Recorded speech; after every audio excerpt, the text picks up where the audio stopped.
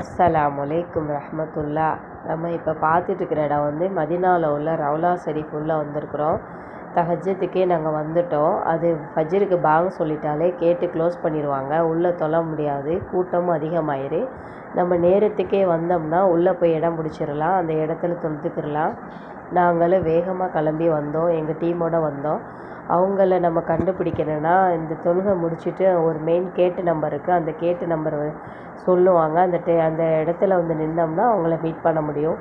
இது பெரிய இடங்கிறனால எந்த சைடு போகிறோம் எங்கிட்டு வர்றோங்கிறது தெரியாது. சம்டைம் கன்ஃபியூஸ் ஆகி ரொம்ப தேடி அப்புறம் தான் நாங்களும் கிடச்சிருக்குறோம். அது மாதிரி சம்பவம் எங்களுக்கு நடந்திருக்குது, எங்கள் உம்ரா டீமில் உள்ளவங்களுக்கு. அல்ஹம்துலில்லாஹ் உள்ளே வந்தாச்சு. ஒரு வழியாக வந்த பாதை எல்லாமே ஒரே மாதிரியாக லைட் ஹவுஸ் இருக்கிறனால எந்த பக்கம் தொழுகிறோம் எங்கிட்டு இருக்கிறோம்னு தெரியலை. உள்ளே தொழுகிறோங்கிற பாக்கியம் கிடைச்சதே அல்ஹம்துலில்லாஹ் நினச்சிட்டு உள்ளே வந்துட்டோம். அதில் ஒரு இடத்த பிடிச்சி ஓடி வந்து ஒரு இடத்த பிடிச்சி தொழுகிறது பெரிய விஷயந்தான்.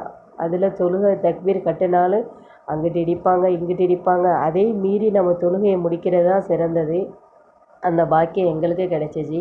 கிடைச்ச 3 நாள் நம்ம வேஸ்ட்டாக ரூமில் தொழக்கூடாது, பள்ளியில் தான் தொழணுன்னு ஒரு வக்துக்குமே நாங்கள் அங்கே வந்துட்டோம்.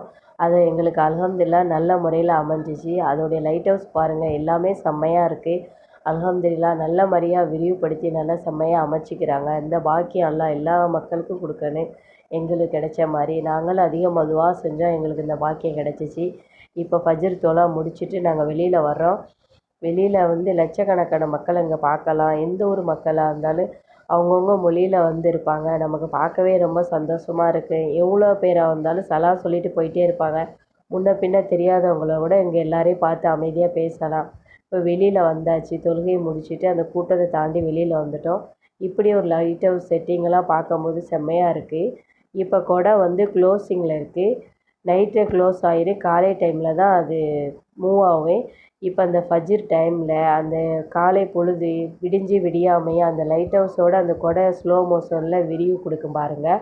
அது பார்க்கவே ரொம்ப செம்மையாக இருக்குது. அதை என்ஜாய் பண்ணி அமைதியாக பார்த்து தொழுகையை முடிச்சுட்டு திக்ரு முடிச்சுட்டு இதே நாங்கள் அமைதியாக பார்த்துட்டு வந்தோம். எங்களுக்கு ரொம்ப அல்ஹம்துலில்லாஹ் நல்லா இருந்தது. இது மாதிரி நீங்களும் கண்டிப்பாக உம்ரா செய்ய நியத்து வைங்க. இந்த மாதிரி இடங்கள்லாம் அதிகமாக போய் பார்த்து தொழணுன்னு நியத்து வைங்க. அல்லாஹ் எல்லாரும் மக்களுக்கு அந்த பாக்கியத்தை தருவான். அல்ஹம்துலில்லாஹ் எங்களுக்கு அந்த பாக்கியம் கிடச்சிச்சு. இப்படி தான் ஸ்லோ மோஷனில் விரிவு கொடுத்துச்சு. பார்க்கவே நல்லா செம்மையாக இருந்துச்சு. நல்லா விரிஞ்சதுக்கப்புறம் அதோடைய லைட் ஹவுஸ் ஆஃப் பண்ணிடுவாங்க. அந்த சூரிய ஒளியோடு பார்க்குறதுக்கு ரொம்ப செம்மையாக இருக்கும். அல்ஹம்துலில்லாஹ் எங்களுடைய உம்ரா பயணம் நல்லபடியாக முடிஞ்சிச்சு. வீடியோ பிடிச்சிருந்தா சப்ஸ்கிரைப் பண்ணுங்கள். அடுத்த ஒரு வீடியோவில் பார்க்கலாம்.